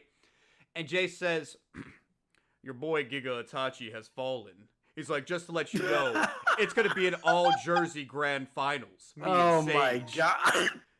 Well, he got half of that God. right. It was at half Jersey Grand Finals against 7, but DMV took it home. And obviously, shout out to Jersey. Thank you guys for coming. But that going back and watching that little interview with him, that cracked me up because he's like, all Jersey Grand Finals. Yeah, I'm so- like, It's So- one of those stories. That's the thing. It's like, so Jace says that type of stuff even at HOC. He literally just tweeted today. He's like, I hope this HOC this yeah, he time said, "I around is hope not this going to be HOC is like not last free." time. I'm like, bro, what? It's like, wait a second. But the thing that interests me the most about this New Jersey versus DMV thing is this Giga Itachi Sage, because I really do not understand. I cannot fathom. I completely understand having faith in your region, right? Like clearly DMV has players that you must respect. I'll tell you right now, you've already But- got it twisted. This is not Sage versus neutral. Giga has absolutely nothing to do with Jersey versus DMV. Sage versus Giga has everything to do about man versus man. All right, that's all I'm gonna say on the matter. But like, I'll tell you. Look, sometimes when two men have beef, there's only one way to settle it, and it's a $300 first to 10. I respect the aspect of we have beef, let's settle it in a set. I wish there were more things like that in this game, to be completely honest. But when you are given the opportunity to play for money, why are you throwing away more money? The amount just kept going up. It was like $50 at first, and then it's $100, and then it's $200, and now it's $300. I will say the thing that cracked me up though is like, obviously, I mean, whatever. The money is what it is, and at this point, they're gonna play for it, and it's gonna be done. The thing that cracked me up about the situation the most, personally, there were so many people just dick riding on Twitter about the whole situation. It just killed me though, because some of these people, I'm like, you wouldn't hop on for a money match if your life depended on it. Like, say what you want. Say what you want. You want to try to cloud Giga. That's fine. You know, like, fair. But the man was willing to get on the sticks. And I mean, that's fact. And you know what? I got a certain amount. I got to respect for that, right? I got to respect somebody willing to get on the sticks. Because one of the things I got to say though, where is that gone? Like, it's not a thing anymore. Like, if you look at like Marvel 2 days, literally. They were running 15K money matches. Yes. Like, it's a different And that world. game, when there was beef, they played immediately. And they said, I'm just better than you. Yeah. That's just how it was. And like, and that's the kind of thing, like, I wish we had more of that. Like, I think Gigaverse Sage, like, you know, people can laugh or whatever. I think this is the first time we have, in Dragon Ball, we got genuine beef. Not just like, oh, I think like, okay, you know, like, no, we're going to on-site, you and me on the sticks. We're playing for 300. Let's go. I like that. Like, and it hasn't been. And I love that because it just doesn't exist in Dragon Ball right now. Which, granted, we are becoming more esports and things are changing, and that's like not the way things are like done quite as much. But like, God damn it. I love a grimy money match. Like, it's just one of those guilty pleasures, right? Like, okay, so I think I know. I think I have some insight as to why it's like that. I think it's because Dragon Ball in particular. Well, so like when you go back and you think about Marvel 2, right? Like Marvel 2 is godlike. Like yeah. there were money matches everywhere. And one of the biggest things that was there was Coast. There was huge East versus West in the US. Like East Coast was talking about West Coast. They were talking shit constantly, all the time. That's something that we don't really see in Dragon Ball because I think people have kind of just accepted that East Coast is stronger coast. So there isn't as much beef. So most of the like strong rivalries are between like U.S. players and foreign players, like the Japanese players. And you can't really set that up and like. Yeah, that's what I'm saying. You can't really like we've seen Goichi versus Sonic Fox a few times at this point, but that's about it. It's like there's not. It's hard. It's really hard to just be like, oh well, I have beef with Fenrich. Let's play for $1,000. It's like what? That's what I'm saying. Like Fenrich is the nicest boy. he's just chilling. Like he just has the biggest grin on his face. And that's why this is exciting to me because one thing I noticed immediately after the Gigaverse Sage beef started, I've seen more people on Twitter try to catch smoke than I've ever seen for this game. It is honestly, whether or not people want to give those two credit, they have restarted I want to say the competitive fire for a lot of people out here where it's like, oh my God, that is a thing that we can do. I really can just call people out for money and see what shakes. The craziest part is that like it's not even like FGC as a whole has like kind of fallen off in that aspect because like one of the things that was the coolest thing in the world at Combo Breaker was the Mortal Kombat. There was a Mortal Kombat crew battle between it was like Texas and Florida. Texas and Florida. Right. Bro, I was in person watching that. That shit was hype the whole time. They were shit talking the entire time. Everyone was having a great time. And like, it was literally just two regions like, I think I'm better than you, so we're going to prove it right here. We're going to play a set. And it's like, I wish there was just more of that. Like, it would be fucking sick. I completely agree. Somebody was trying to get, not too long ago, they were trying to get Jersey versus HOC. But HOC said it wasn't worth their time. And I was like, I don't know if it's not worth your time. It's like, New Jersey's clearly very strong, right? It's like, okay, you're my 5 right now for NJ. Actually, no. Okay. You first. What is your 5 for NJ? You got to put together a crew. So my problem is that I haven't been here super long, so I don't know exactly who's all in NJ. But I know for a fact that Sage and Jace are on that top 5. Sage and Jace make it. Tack is on that list. 100%. Oh, it's Tack NJ? I didn't even know Tack was NJ, to be honest. Let's see. Hook's NJ. LK's Hook is NJ. Oh, yeah. LK. Oh, my God. LK is so like, good. And that's the thing. So, but let's say NJ's one of those states, and like even HOC, like, I don't think you need a top 5. I think you need a top 10. No, I'm saying top 5 because that's what the crew battle would be. Because they were trying to organize a 5v5 crew battle. It's like, my thing is that like in a format where it's like 5v5, if you don't host it in the house itself, if it's like in a venue that has space, then I think NJ might just win. Because I think, truthfully, like if you look at some of the previous HOCs, LK has attended a few at this point, and he like consistently underperforms at the house, and I think that house is an environment that just doesn't work for a certain amount of players. Like I don't think house is my environment to be playing Dragon Ball in. I don't think house is LK's environment to be playing Dragon Ball in. But I think if you take LK outside of house and you had this at like a big tournament, I think LK would wax like almost everyone at HOC. Like he's that good. Like I have faith in LK as a player. He's ridiculous at anime games. He's just insane.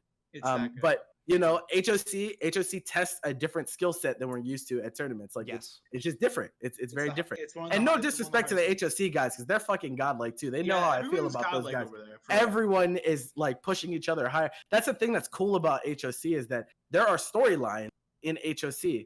Everyone is trying so hard to get better at this game. There's a lot of all elevating themselves. Yeah, it's like we're all just pushing each other higher. And Can you that's what imagine you a want PR out of a there? local. Who's your five? Oh my god. Who's your Yo, five? PR and HOC, that would be broken. Oh my All right, god. That would be the FloKey, most broken PR. who's your five? If you have to pick 5 people to represent the HOC, Oof. give them to me. Oof. Oh, Give me God. 5. Are we only including people that like go This does regularly? not include or is it- Sonic Fox and like Nakiel, Okay, because okay, that's okay, they're not okay. they're not Yeah, HOC. yeah, yeah. They just Yeah, Okay. yeah, I feel that. So I got Cisco. Okay, I completely Oof, agree. absolutely. I have Axize. Hmm. I have to think. Does Alu make the cut? I think so. Yes. I think so. I So think that not just for nothing either. Like He's Brian's really my good. boy. He's my boy, but I think especially in a crew battle format, very valuable to have a Frieza. Frieza player. I could see Very, that. very valuable. Like That for we- example, at Combo Breaker, when Alucard got put into Super Noon's pool, Super Noon had no idea what to do about Frieza, and he got whacked. He got absolutely waxed. And I like Super Noon too, but like, bro, he was on Twitter Yeah. like Frieza gimmicks, like, oh my god, I Yeah, can't I believe I remember got that. gimmicked by Frieza. That type of niche character pick is so valuable. in Matchup crew on battle. familiarity is a hell of a drug. Yeah, Let's it's see. ridiculous. Hot take. I would still pick June over players. June is mad good. Yeah, June is super June, good. Me and June are the boys, and then I might catch some flack for. I actually might. I'm gonna put Cali Mac in there. Oof, Over- Cali Mac, man. over a Okay, me? Slayer. So my thing about Cali Mac is that he's in a position where, you have players like a Me Assassin, which I think like he's really strong too. Like me and Alex are really friends. Like I'm good friends with most people. Yeah. Mhm. The thing is, I think something Cali Mac, like he's so close. Like he just needs that one tournament, that one moment to break. Was it the LK sweep? Maybe. But what I'm saying is, I trust Calimac to do some extraordinary, especially with the Scorpius pickup. Yeah. The thing is, I think him or Faulty Thing. I think those two are honest to God my 2 picks, because those two, that Money Match series. If you haven't watched that Money Match series, watch it. Oh man. It is truly like I think it was the coming out party for those players. Yeah, Yeah, Faulty in particular, it's like I know this kid has the fire. Like I see it every week. And I think that the moment he beats Axe Ice, man, it's gonna be a crazy moment, man. That's gonna be Like, one of those things. It's gonna be nuts. I think those two. But yeah, no, those are my 5. Okay. I think you have to look at the only reason why I have there is because I want to put him like there's certain players that deserve to be in that kind of situation. Mm-hmm. And I think if you put Calimac in that situation, I have to play in a crew battle and I'm representing a whole you're So- literally betting the house, right? Like it's all on you're this. physically betting the house. I think if you put the chips on Calimac, you can get. All right, so you think? I so think you would, I think with round with that crew that I put together, that would definitely hype up Calimac. No question. I agree that because that's the other thing is like I think you have like I think Cisco as like kind of like a captain-ish type person is actually pretty good because I think Cisco's the kind of person who like he can obviously there's times where he just says that's OD and like he just makes fun of me because I can't open him up for 30 seconds at a major. Love you, Cisco. But I actually think that he's a really good person to have in your corner, especially during something like this. Just to have somebody to be like, you need to stop what you're doing. You need to focus on this, this, and this during your game. I think he's good about that. I genuinely think Cisco's good about that. Mm-hmm. So I like Cisco in that role. Axe Ice, he's going to body somebody with 17. It's just going to happen. There's going to be somebody on that other lineup who's just not going to have, we were talking about Frieza.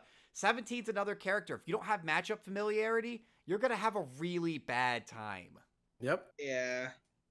No, I agree with that. Like, Absolutely. He was just playing the kill stage like clear. Yeah, he's been over there a lot lately. So that's He has the power up right now. Oh, True. for sure. Axice is just a really good player. That's what it comes down to. Like characters, not characters. Like He's he just could- a he- very he- strong player. Any character he touches is like pause. Yeah. It's Any like, pause. oh god. But no, yeah. Who's your so continue with your 5. So you got Cisco, you got Axice, Alucard, Alucard 3, June, June 4. and my 5th slot. I Dude, really do think it has to be a mean. Like it's hard because I know Callie Mack and I love Callie Mack, but There's I like a was bunch watching. of players. Were you Okay, at CEO, I was watching Amin play with the Japanese players, I did not check that out. and he was boxing, like actually boxing with them. He was going even with Soji. Yeah. I'm sorry, man. That's OD. Let me put it this way. I'm retracting my statement now. If someone I'm can retracting. box with Soji, I'm gonna put him in my crew. You I'm know just that shit. gonna- I'm just gonna- No, it's nothing I'm not- personal. It's just one of those I'm just gonna things. take my hand, just And get I out of think Callie Mack is strong. Me and Callie Mack have played a bunch of times. We actually played in tournament. Mhm. But if I played Amin and I played Callie Mack and I had to bet $100 on a 1st to 5 with one of them, I would take the set versus Callie Mack every time. Do I think I'd win? No. Would I rather? Do I think I have a better chance? Yeah. And that's Yeah. my deciding factor. Is That I makes think sense. that Amin is a more domineering player. That's true. And I think in terms of like the level he's played at and the people he's played against, he's gotten more experience at that level. I think Amin is in a really interesting scenario. Like last year, he was, he was kind of rising up. Like me and him had a couple scuffles throughout the year. Scuffles. But All right. I think now he's in a better. I think a lot of the players playing a lot now like are all better off. So it's kind of interesting, kind of bringing everything back. Like me taking that step back, right, and by turning it to a TO, you kind of like see everything. Mhm. Like you kind of can see everything for what it is. But Yep. who's your 5, Khalil? Tell the people at home. Solely HOC, right? Yep, solely HOC.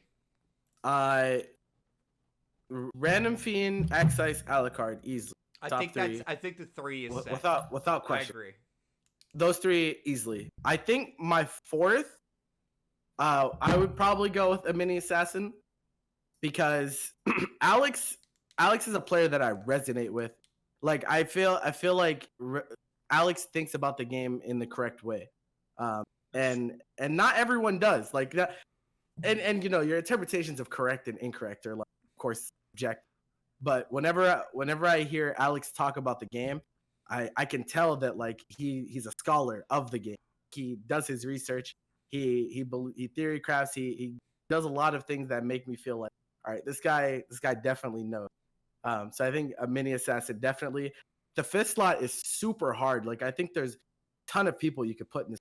I think Dragon God has a good case for being there. I think Coach Steve has a good case for being in there. I There's, like, actually forgot Coach There are Steve. so many Coach is strong back in players. this game, bro. Like, And- like, and I think- okay, that's great. Yeah, it's like Coach Steve in practice is ridiculous, bro. He is. He's insane. It's ridiculous. Like he's just a versus legend. It's so hard to pick a 5th. Even Ray Ray. Yeah, bro. Ray Ray is godlike. Like, Ray Ray's oh my good god. now. Like It's ridiculous. Like this that's region crazy. is crazy, man. Like, Picking 5 is just really fucking it's rough. like it's Hard. like picking between your children, but we are at the wrap up. We know we went a little over tonight, but this was such a really good episode. You know, we told you guys were getting explosive episode 30. That's fact. I think we delivered. I think the Wumpas were delivered on Go. time. Let's go.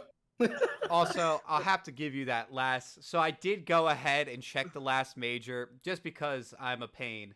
And I did look at the character frequency. Mm-hmm. Because I said some stuff earlier and I wanted to make sure I wasn't just, talking off cuff. In top 64, here we go. Mm-hmm. 4th most played character, Kid Buu. There were 17 Kid Boos in top 64. Holy. In 3rd place, GT Goku. There were Mhm. 18 GT Gokus in top 64. What the Yep. fuck? Did he really? No way. In second place, so many. Fuck. SSJ Are you Goku fucking kidding? with 19 appearances in top 64. 19. And in first place at 22 appearances, Bardock, baby. Bardock. So I was talking good. I just had to make sure I was talking factually good, and I in fact was. So yes, Bardock and SSJ, the only two characters to see more play than the Kid Menace himself. Both Kid Menaces actually. That's Over crazy. a third of the people Played Bardock Played Bardock. in top That's 60. So, and that's the thing when people talk about, I'm tired of seeing this character. I gotta at some point be like, dog, the numbers don't lie. That's one of the things that I personally am an advocate of is like, guess which character, and also, which character did not make a single appearance in top 64? Oh god, it's probably a few, right? I think it's 2. Ooh. Was there Krillin? No, there was no Krillin. No Krillin. Okay. I think the other one was Videl. Oh Okay. yeah. The humans Yeah. don't make it in. That makes sense. Unfortunate. Like this dude, It sucks because I think if Videl had to reflect, she would actually be good. I think she wouldn't. Yeah. I think she'd be viable. Like, yeah. Don't get me started about Krillin. This dude, JDiesel was talking about hidden missile assist with Rock. Okay, Hidden missile. okay, straight up. You don't want hidden I missiles in think this this is a game. great question, and chat, you can answer this too. If you Stop. changed literally nothing about Krillin, except his assist was changed to hidden missile, Oh my. would he be viable? Oh my god. You changed nothing about the character. If you just give him hidden missile as his assist, is he viable? Oh my god. That assist is so fucking stupid. Right? Yo, Right, yo, he's got hidden make he's that got a- hidden fucking missile as his assist. Okay, Soap says not viable. Not viable Look, even with look. hidden missile. Yo. Make that a poll on Twitter.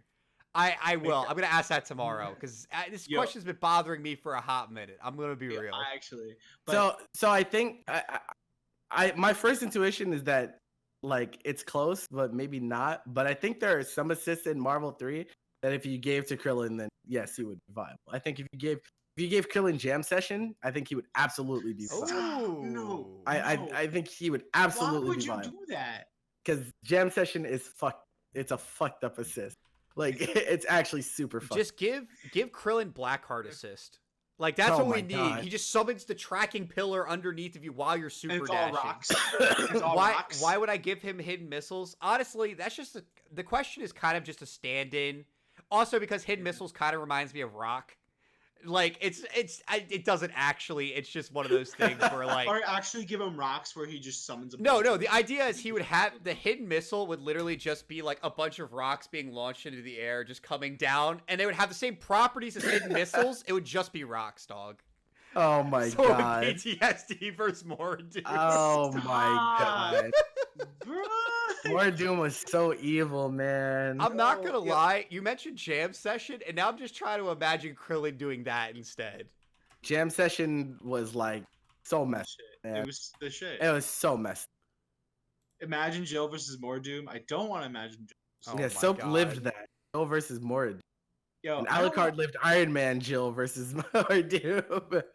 I don't know why you guys did that to yourself. Bro, I had a playthrough fucking a Hawkeye Spencer, which wasn't horrible, but Mhm. that was still bad. I It was missed still- Bionic Arm in that game. Yeah, I remember Spencer Hawkeye.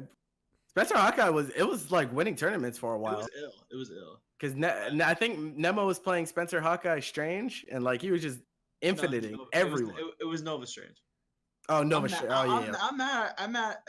You know that's how long it's been when you just like, yo, I remember everybody's team. I'm Why just sitting there don't like, they let Ginyu charge up his force members the same way Dormammu can?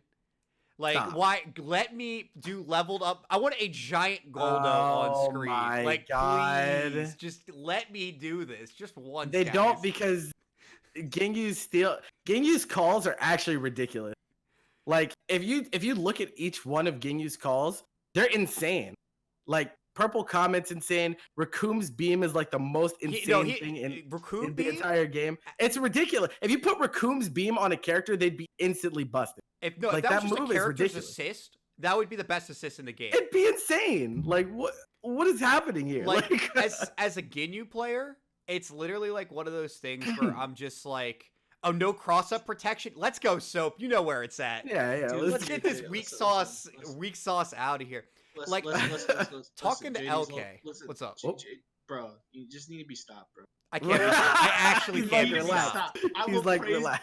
I'm like, well, don't make me come to Literally, me and LK were talking about this because I went up to LK and I was like, LK, I don't want to drop Ginyu, and he's like, I'm sorry, you're gonna have to. He's like, I couldn't make him work, and he's like, this is the problem with Ginyu. I was like, what's the problem? He's like, Ginyu with force members on screen, S tier. Ginyu without force members on screen, C tier. And he's like, that's your problem. And he's like, no amount of assist will ever fix that. And I'm just like, damn, why you gotta do that to me, LK? Though he did put me onto Bardock SSJ before Aqua picked it up. So shout outs to him for helping me find my team. So I do appreciate him for that. Yeah. Bushido versus Ginyu. No, don't make me cry. I hate that matchup. Oh my god. Yo, Jay, don't look at me. I'm ugly. I'm actually only playing Vegito for. You're only playing Vegito for like another 2 days. I'm not too worried. Yeah. But this has been incredible. It has been. Now, obviously, we said wrap up like 5 minutes ago. Before I start talking about hidden missiles, we have our own. Never mind. I couldn't even make a good segue. So, anyways, we're gonna pass it over to you. We like to give our guests a little bit of time to just kind of at the end here. Anybody you want to shout out, anything you want to plug, whatever you want to do. This is your time, my man. Run with it. Take it away. All right. Well, first of all, I want to give shout out to some of the players that have been really, really welcoming to my transition to New Jersey. I've met a lot of you guys up here after traveling, and it's been an amazing time meeting all of you. Names that come to mind: Faulty, Alucard, Coach Steve. All of you guys have really like made me feel like at home up here in New Jersey, and I very, very much appreciate it. Definitely shout outs to Bum as well. Creating the local scene, cultivating it, making it somewhere that people are proud to go to every week, giving players that chance to, market themselves and giving themselves exposure. Super important. I think Bum's doing a great job. Other than that, check me out on twitch.tv/Khalil _. Let's go. I stream Dragon Ball. I stream a bunch of other shit as well. Streaming Nazi Zombies coming up here soon. The last map is coming out next week. Kind of lit. His link is in the Twitch chat right now. Follow this man, support him. I'll be doing that. Also, shout out to Dignitas, of course. Dignitas, my team. I fucking love them. It's been great being a part of this team up here. I really think we're gonna be making some big moves. Maybe even in the FGC. I'm working on some stuff. I can't promise yet. Can't promise yet, but just know that if you are a member of the FGC, just know that eyes are on you. People are watching. Never go about your day like no one's watching. Someone's always watching. Khalil, you're gonna be you're gonna be watching Twitter and you're just be like, I see FloKey, I see JDiesel. Go back and did it talk. Yo, what the fuck? I'm just saying, you never know what opportunities will pop up. So just keep working. Keep the grind going. That's all I like it. I like that. But yeah, make sure you guys seriously follow him. He's actually been one of my favorite streamers to pop into in and out all the time. I goon around with this motherfucker. That's fact. So please help him out. He's been working really hard. Kind of getting streamed together and things like that. He puts out some good content. So help that dude out. All this stuff in the Twitch chat as well as all of our Twitters. Yeah. I just chat. I literally went ahead. If you're watching this live, I went right now to his channel and dropped this man a follow. Go do it. It's free. Support this man. I appreciate it. That's the kind of thing you guys got to get out here and got to do. It's important because, like I said, support the people who are helping make your community what it is. And also, as you can see on screen, all three of our Twitters. If you're not following, follow A lot of great stuff. I know that Khalil has a lot of phenomenal takes on so many different topics. You know, whether you want to hear about the latest tournament that was a blow up or so many other things, his Twitter is the place to find it. Bro, my favorite post recently was the one where I was talking about common bad habits. And Dragon Ball, did you guys see that one? What? That one was sick. It was. I was like, I just listed a bunch of like very common bad habits in the game, and I was just like, how many points do you have? And like, bro, there is so many people in the comments like, damn, I have all of these. I was gonna say one thing that killed me though was that I had literally always seen your Twitter post because I literally recognized your icon, your Twitter icon, and I was sitting there, I was like, oh my god, I know this man. I've seen so many posts from you, but like now I finally get to put a face to the name and like, let's go. I like that. It's got like, we got a question in chat. Who we got next week? Oh god. Who we got next week? Oh god. I haven't even. Oh god. Listen. You're putting FloKey on the spot right now. That's a lot of effort. It's a lot of effort. You know what? I have to go up to these players and people and be like, you got an hour and a half of your time. Please, sir. It's like spare change. Please, It's ma'am. like, please, sir. Please, ma'am. I'm trying. We have a podcast. No, we if you guys honestly, if you guys wanna, if you have a guest in particular, you guys want on Tell the podcast, us, Kite, you can't extort us for the next guest. No. Please tweet at us. Use the hashtag UTR on Twitter. Get it popping. Tell us who you guys want. Any feedback you have for myself and Jay. We always want to improve the stream, the podcast for you guys each and every week. This way, you guys get all the favorite content. Did you guys like when we did match analysis? Do you guys want us to do different things that we did with Khalil tonight? Talk about tournament organization. What do you guys want to see more from this podcast? We're 30 episodes deep. So we kind of want to hear from you guys. Absolutely. You guys are our fan base. If you guys are watching this over on YouTube, thank you for the constant support. I know Jay talks about it all the time. But there is a playlist. So if you want to catch up, because I know Khalil might want to catch up at some point. If you're like Khalil, maybe you want to rewatch this episode. You know, go ahead. Go ahead. I might give it a little look see. No, but yeah. So like we've had a couple of things. We've had a couple. DMV, we have people in CT, we have people in Florida, almost around the states. We haven't gone West Coast yet, so we might be looking at West Coast. You know what? I might have to eventually. hit up your boy Kuba. We'll see. That'd be a good guess, sure. I think we have an idea. What should we go? Should we head out west? We might be going out west for the next episode of Under the Radar. We'll see what we can make happen here. I'm down to do that. I'm down to do that. All right. Well, that is gonna do it for us. Enough hype, guys. Anyways, as always, I have been JDiesel. I have been FloKey. And I'm Khalil. Hey. Perfect. That was good. Anyways, guys, this has been Under the Radar. I'm going to pass you guys over to my boy Seven. Have a wonderful night. Peace out, y'all. Later.